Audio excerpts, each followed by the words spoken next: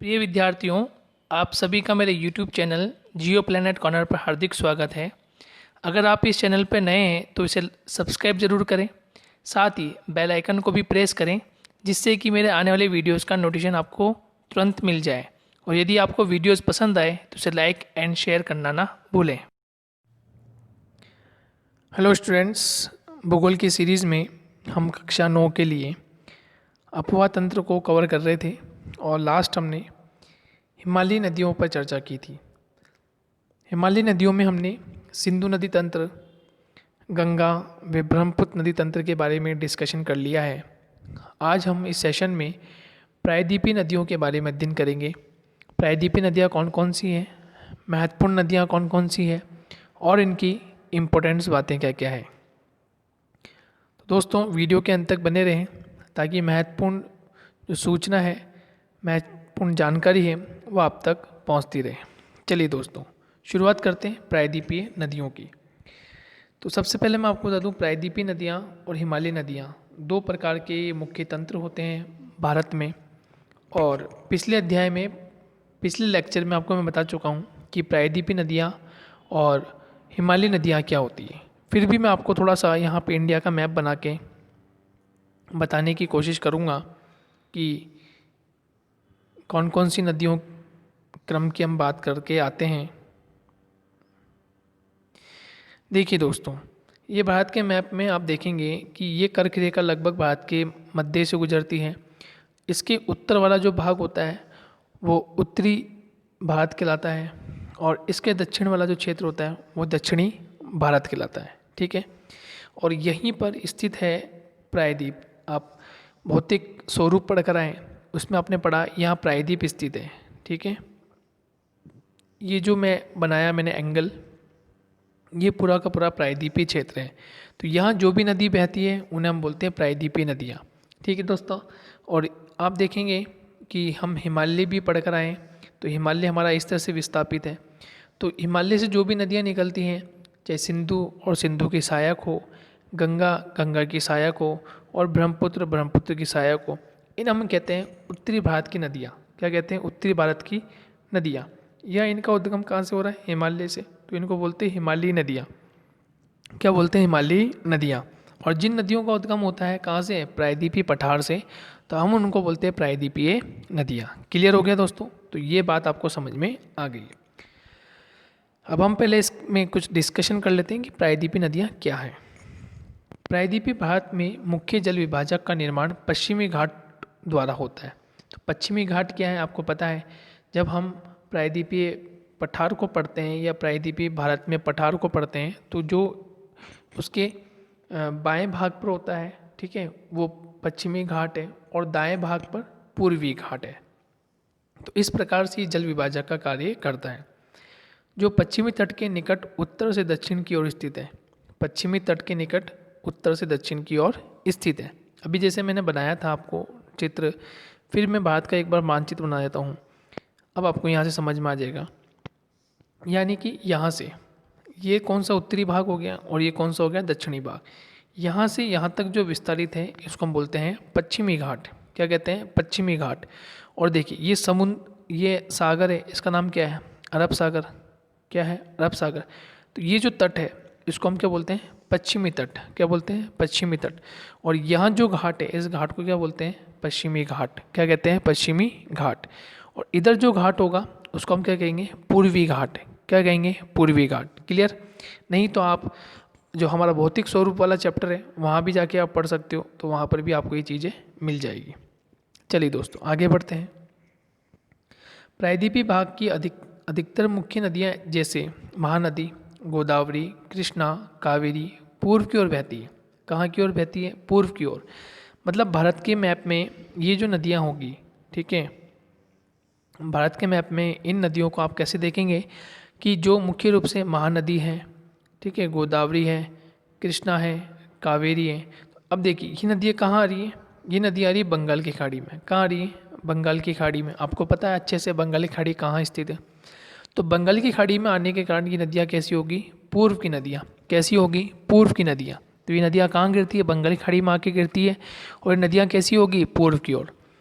आगे बढ़ते हैं। ये नदियाँ अपने मुहाने पर डेल्टा का निर्माण करती हैं। तो ये जितनी भी नदियाँ हैं ये मुहाने पर, माउथ जो होगा जहाँ पर ये आती है और फिर सागर में मिलती है, वहाँ क्या बनाती है? डेल्टा। क्या बनाती है दोस्तों? डेल्टा।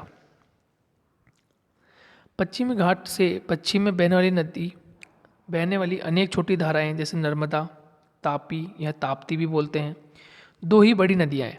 ठीक है, अन्य धाराएं भी हैं लेकिन दो मुख्य नदियां हैं जो अरब सागर में गिरती हैं। कहाँ गिरती है? अरब सागर में। ये दो नदियां ऐसी होगी जो कहाँ गिरेगी? अरब सागर में। मुख्य नदियां हैं, ये आती है नर्मदा और ये आती है ताप्ती। कहाँ गिर जाती है? अरब सागर में। कहाँ गिरती है? अरब सागर में। इसके अलावा महानदी गोदावरी, कृष्णा, कावेरी ये कहाँ गिरेगी? बंगाल की खाड़ी में। कहाँ गिरेगी? बंगाल की खाड़ी में। और नर्मदा और ताप्ती कहाँ गिरेगी? अरब सागर में। नर्मदा ताप्ती कहाँ गिरेगी? अरब सागर में। क्लियर हो गया आपको? तो दो तरह की नदियाँ हो गई। एक नदियाँ जो बंगाल की खाड़ी में गिर रही है, प्रायद्वीपीय भाग से निकलती हैं, और एक नदियाँ वह नदियाँ जो प्रायद्वीपीय भाग से निकलती है लेकिन अरब सागर में गिरती है। कहाँ गिरती है? अरब सागर में गिरती है। उनमें कौन सी होगी? नर्मदा और ताप्ती। अन्य और भी नदियाँ हैं, ठीक है, अन्य और भी नदियाँ हैं, लेकिन मेजरली हम क्या देखते हैं कि नर्मदा और ताप्ती बड़ी नदियाँ हैं। नर्मदा ताप्ती क्या हैं? बड़ी नदियाँ हैं। चलिए आगे बात करते हैं। जो कि पश्चिम की तरफ बहती है। तो नर्मदा ताप्ती कहाँ बहती है? पश्चिम की ओर बहती है। कहाँ बहती है दोस्तों? पश्चिम की ओर बहती है। नेक्स्ट, और ज्वार मुख का निर्माण करती है। प्रायद्वीपीय नदियों की अपवाह द्रोणियाँ आकार में अपेक्षाकृत छोटी है। यानी यहाँ जो नदियाँ अपवाह द्रोणी का निर्माण करती है, जो ड्रेनेज पैटर्न बनाती है, वो कैसा बनाती है? छोटा बनाती है, विशाल नहीं बनता। कैसा नहीं बनता? विशाल। क्यों? क्योंकि पूरा का पूरा पठारी क्षेत्र है, इसलिए यहाँ विशाल द्रोणियाँ नहीं बनती, या छोटी द्रोणियाँ बनती हैं। जबकि उत्तरी प्रदेश की या हिमालय रीजन की जो नदियाँ थी, उसमें जो गंगा है, ब्रह्मपुत्र नदियाँ हैं, ये बड़ी द्रोणियाँ बनाती हैं, क्योंकि ये क्षेत्र कैसा? समतल, और इसलिए समतल होने के कारण ये नदियाँ भी अनेक होती हैं। चलिए अब वन बाय वन हम देखते हैं कि प्रायद्वीपीय भारत की कौन कौन सी मुख्य नदियाँ हैं। प्रायद्वीपीय भारत की कौन कौन सी मुख्य नदियाँ हैं? तो उसमें से नंबर 1 हम पढ़ रहे हैं नर्मदा द्रोणी। कौन सी पढ़ रहे हैं दोस्तों? नर्मदा द्रोणी। नर्मदा नदी के बारे में पढ़ रहे हैं। देखिए नंबर 1, नर्मदा का उद्गम मध्य प्रदेश में अमरकंटक की पहाड़ी के निकट से होता है। तो आपका पहला पॉइंट ये हो गया। आपसे पूछ लिया जाए कि नर्मदा नदी का उद्गम कहाँ से होता है, तो मध्य प्रदेश में। कौन सी पहाड़ियों से? अमरकंटक की पहाड़ियों से। तो अमरकंटक की पहाड़ियों से कौन सी नदी का उद्गम होता है? नर्मदा। कौन सी का? नर्मदा। कौन सी नदी? नर्मदा नदी। क्लियर हो गया? चलिए आगे बढ़ते हैं। ये पश्चिम की ओर एक भ्रंश घाटी में बहती है। ठीक है, भ्रंश घाटी का मतलब क्या होता है? दो पहाड़ी क्षेत्र हैं इस तरह से, दो पहाड़ी क्षेत्र हैं इस तरह से, और यहाँ से नदी प्रवाहित हो रही है, यहाँ से नदी प्रवाहित हो रही है। कौन सी? नर्मदा। क्लियर हो गया? तो एक नदी का नाम क्या है? नर्मदा, और यहाँ पर भी पहाड़ी क्षेत्र है और यहाँ पर भी पहाड़ी क्षेत्र है, और उनके बीच से प्रवाहित हो रही है। कौन सी नदी? नर्मदा। तो ये जो नर्मदा नदी है ये भ्रंश घाटी का निर्माण करती है। नर्मदा नदी किस घाटी का निर्माण करती है आपसे पूछा जाए तो भ्रंश घाटी। भ्रंश घाटी का मतलब क्या होता है? जिसके एक तरफ भी पर्वत, दूसरी तरफ भी पर्वत, और बीच में से नदी बहती है। दोनों तरफ पर्वत और बीच में से नदी बहे, उसको हम क्या कहेंगे? भ्रंश घाटी। क्लियर हो गया दोस्तों? चलिए आगे बढ़ते हैं। समुद्र तक पहुंचने के क्रम में ये नदी बहुत से दर्शनीय स्थलों का निर्माण करती है। जबलपुर के निकट संगमरमर के शैलों में ये नदी गहरे गॉर्ज से बहती है। ठीक है, संगमरमर के निकट जो जबलपुर रीजन है, वहाँ से गहरे जो गॉर्ज जो होता है वहाँ से बहती है। लास्ट लेक्चर में आपको मैं गॉर्ज के बारे में बता चुका हूँ। क्लियर? जहाँ ये नदी तीव्र ढाल से गिरती है वहाँ धुआंधार प्रपात का निर्माण करती है। तो जहाँ पे ये नदी गिरती है बहुत तेज गति से, तो धुआंधार प्रपात का निर्माण करती है। तो आपसे प्रश्न पूछा जाए कि धुआंधार प्रपात कौन सी नदी बनाती है? धुआंधार प्रपात कौन सी नदी बनाती है? तो आपका जवाब क्या होगा साहब? नर्मदा रिवर।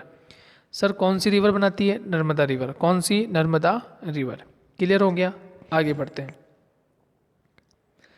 नर्मदा की सभी सहायक नदियाँ बहुत छोटी हैं, इनमें से अधिकतर समकोण पर मुख्य धारा में मिलती है। नर्मदा द्रोणी मध्य प्रदेश तथा गुजरात के कुछ भागों में विस्तृत है। तो नर्मदा नदी का जो अधिकांश क्षेत्र है वो कहाँ है? मध्य प्रदेश और गुजरात में। मध्य प्रदेश और गुजरात में नर्मदा नदी का अपवाह क्षेत्र पाया जाता है। क्लियर हो गया दोस्तों? चलिए नेक्स्ट,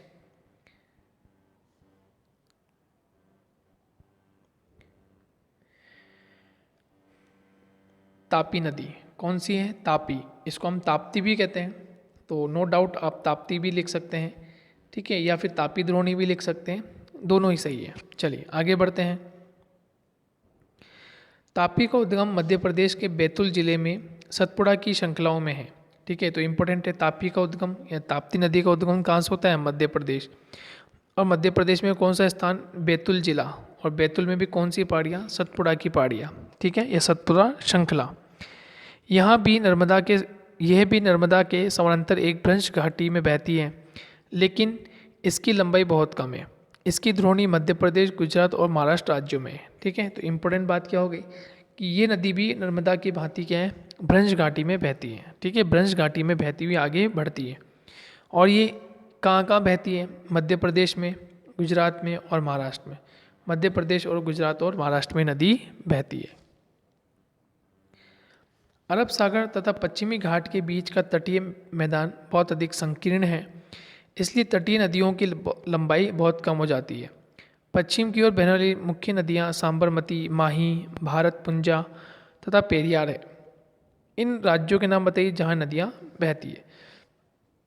तो आपसे प्रश्न पूछे कि पश्चिम की ओर बहने वाली अन्य नदियाँ कौन कौन सी हैं? तो सांबरमती है, माही नदी है, भारतपुंजा रिवर है, पेरियार नदी है। ये नदियाँ भी कहाँ गिरती है? अरब सागर में। या किस दिशा में जाती है? तो पश्चिम दिशा में। नर्मदा और ताप्ती भी कहाँ जाती है? पश्चिमी दिशा में। क्लियर हो गया। और कौन से सागर में गिरती है? तो अरब सागर में। क्लियर हो गया। चलिए नेक्स्ट, आप पढ़ रहे हैं गोदावरी, महानदी, कृष्णा, कावेरी, इनको पढ़ेंगे। ये नदियाँ जो होगी, ये नदियाँ कहाँ गिरेगी? ये नदियाँ गिरेगी बंगाल की खाड़ी में। कहाँ गिरेगी? बंगाल की खाड़ी में। और इनका जो प्रवाह होगा वो प्रवाह कैसा होगा? पूर्वी दिशा में।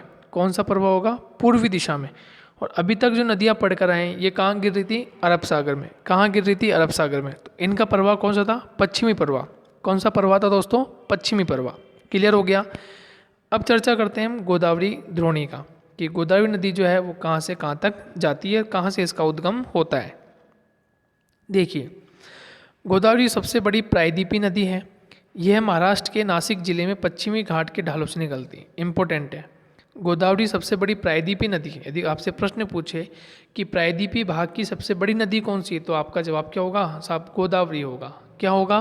गोदावरी। ध्यान रखिएगा, ये महाराष्ट्र के नासिक जिले से निकलती है। इंपॉर्टेंट है, महाराष्ट्र में नासिक जिले से इस नदी का उद्गम होता है और पश्चिमी घाट से निकलकर ये ढालों पर बहती हुई आगे बढ़ती है।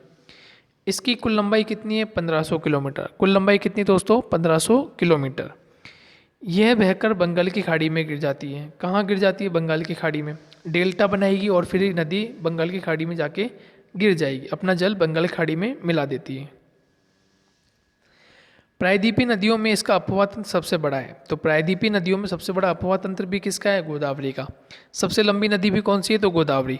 सबसे महत्वपूर्ण नदी भी कौन सी है प्रायद्वीपीय भाग की? तो गोदावरी। ठीक है, आगे बढ़ते हैं। प्रायद्वीपीय नदियों में इसका अपवाह तंत्र सबसे बड़ा है। इसकी द्रोणी महाराष्ट्र, मध्य प्रदेश, ओडिशा तथा आंध्र प्रदेश में स्थित है। तो 4 राज्यों में बहती है।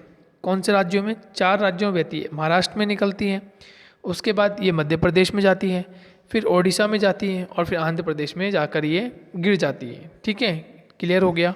नेक्स्ट, गोदावरी में अनेक सहायक नदियाँ मिलती हैं, जैसे पूर्णा, वर्धा, प्राहिंता, मांजरा, वेनगंगा, पैनगंगा। इसमें से अंतिम तीनों सहायक नदियाँ बहुत बड़ी हैं। बड़े आकार और विस्तार के कारण इसे दक्षिण की गंगा के नाम से जाना जाता है। तो कोई आपसे प्रश्न पूछे दक्षिण गंगा या दक्षिण की गंगा किसे कहते हैं, तो आप ध्यान रखेंगे कि दक्षिण की गंगा हम किसे कहते हैं? दक्षिण की गंगा हम गोदावरी को कहते हैं। जिस प्रकार से उत्तर भारत में हम पढ़कर आए गंगा नदी वो पवित्र नदी है, ठीक है, इसी प्रकार से दक्षिण की गंगा किसको कहते हैं? गोदावरी को। किसको कहते हैं? गोदावरी को। महत्वपूर्ण बात क्या हो गई कि नदी निकलती कहाँ से है? तो ये महाराष्ट्र में नासिक जिले से निकलती है, पश्चिमी घाट से निकलती है, सबसे लंबी नदी है प्रायद्वीपीय भाग की। और ये कौन से सागर में जाकर गिर जाती है? बंगाल की खाड़ी में जाकर गिर जाती है। और इसकी सहायक नदियों पर जरूर ध्यान रखें, इसकी सहायक नदियाँ कौन कौन सी है, इंपॉर्टेंट है।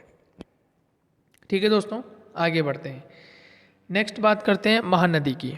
नेक्स्ट है महानदी। देखिए, महानदी का उद्गम छत्तीसगढ़ की उच्च भूमि से है। तो महानदी का उद्गम कहाँ से होता है? छत्तीसगढ़ की जो उच्च भूमियाँ हैं वहाँ से महानदी का उद्गम होता है तथा ये उड़ीसा से बहते हुए बंगाल की खाड़ी में मिल जाती है। तो कहाँ मिल जाती है? बंगाल की खाड़ी में। अभी हमने चर्चा की थी, ये नदियाँ ऐसी है जो पूर्ववर्ती है। ये नदियाँ कैसी है? पूर्ववर्ती है, जो कि कहाँ गिरेगी? बंगाल की खाड़ी में गिरेगी। इस नदी की कुल लंबाई कितनी है? 860 किलोमीटर। कितनी लंबाई है? 860 किलोमीटर। इसकी अपवाह द्रोणी महाराष्ट्र, छत्तीसगढ़, झारखंड और उड़ीसा में। यानी ये नदी कहाँ कहाँ बहती है? महाराष्ट्र में बहती है, छत्तीसगढ़ में बहती है, झारखंड में बहती है, उड़ीसा में बहती है। ठीक है दोस्तों, अब आप मुझे एक प्रश्न का जवाब दें कि महानदी पर कौन सा बांध बनाया गया है? महानदी पर कौन सा सबसे लंबा, विश्व का सबसे लंबा बांध है ना, विश्व का सबसे लंबा बांध महानदी पे बना हुआ है। विश्व का सबसे लंबा बांध महानदी पे बना गया है। तो महानदी पे कौन सा बांध विश्व का सबसे लंबा बांध बनाया गया है? आप मुझे कमेंट बॉक्स में कमेंट करके बताएंगे। नेक्स्ट, कृष्णा द्रोणी या कृष्णा नदी की हम बात कर लेते हैं। महाराष्ट्र के पश्चिमी घाट में महाबलेश्वर, ठीक है, महाबालेश्वर कर रखा है ये। महाबलेश्वर के निकट एक स्रोत से निकलकर कृष्णा नदी लगभग 1400 किलोमीटर बहती है और बंगाल की खाड़ी में गिर जाती है। ठीक है, तो इम्पोर्टेंट है कि कृष्णा नदी का उद्गम जो होता है, कृष्णा नदी कहाँ से निकलती है? तो कृष्णा नदी का उद्गम जो होता है वो महाराष्ट्र के पश्चिमी घाट से होता है। महाराष्ट्र में कहाँ से होता है? पश्चिमी घाट से होता है। और पश्चिमी घाट में भी कहाँ? महाबलेश्वर। कहाँ पर? महाबलेश्वर के निकट एक स्रोत है, एक पहाड़ी क्षेत्र है, वहाँ से निकलती है। 1400 किलोमीटर बहती है। कितनी? 1400 किलोमीटर बहती है और उसके बाद बंगाली खाड़ी में ये नदी गिर जाती है। इसकी सहायक नदियाँ कौन कौन सी हैं? तुंगभद्रा, कोयना, घाटप्रभा, मूसी, भीमा इसकी सहायक नदियाँ हैं। ठीक है, ध्यान रखिएगा। कौन कौन से राज्य में नदी बहती है? महाराष्ट्र, कर्नाटक और आंध्र प्रदेश। महाराष्ट्र, कर्नाटक और आंध्र प्रदेश राज्य में नदी बहती है। क्लियर हो गया? चलिए, इंपॉर्टेंट बातें मैंने आपको बता दी हैं सारी। अब बात करते हैं कावेरी द्रोणी या कावेरी नदी की। देखिए, कावेरी नदी जो होती है ये पश्चिमी घाट से निकलती है और पश्चिमी घाट में भी कहाँ पर? ब्रह्मगिरी की जो श्रृंखला है, यानी पश्चिमी घाट में जो ब्रह्मगिरी की पहाड़ियाँ हैं वहाँ से नदी निकलती है। और तमिलनाडु, ये तमिलनाडु रीजन है, तमिलनाडु में होती हुई दक्षिण में बंगाल की खाड़ी में गिर जाती है। ठीक है, तो ये नदी भी कहाँ गिर जाती है? पश्चिम बंगाल में, आपके तमिलनाडु का रीजन कवर करती है और उसके बाद ये बंगाली खाड़ी में गिर जाती है। इसकी लंबाई कितनी है? 760 किलोमीटर, 760 किलोमीटर इसकी कुल लंबाई है। सहायक नदी कौन सी? अमरावती, भवानी, हेमावती और काबिनी इसकी प्रमुख नदियाँ हैं। कौन कौन से राज्य से बहती है? तमिलनाडु, केरल और कर्नाटक राज्य से ये नदी बहती है। ठीक है, कौन कौन से राज्य से बहती है दोस्तों? तमिलनाडु से बहती है, केरल से बहती है और कर्नाटक से नदी बहती है। क्लियर हो गया? ये हो गया आपकी कावेरी नदी। कुल मिला के हमने कितनी नदियों को पढ़ लिया? कुल मिला के हमने अभी रिसेंटली 2 नदियाँ तो हमने दक्षिण की तरफ की पढ़ ली, यानी कि जो वे नदियाँ प्रायद्वीप भाग से निकलती है और अरब सागर में गिरती है, ये नर्मदा और ताप्ती।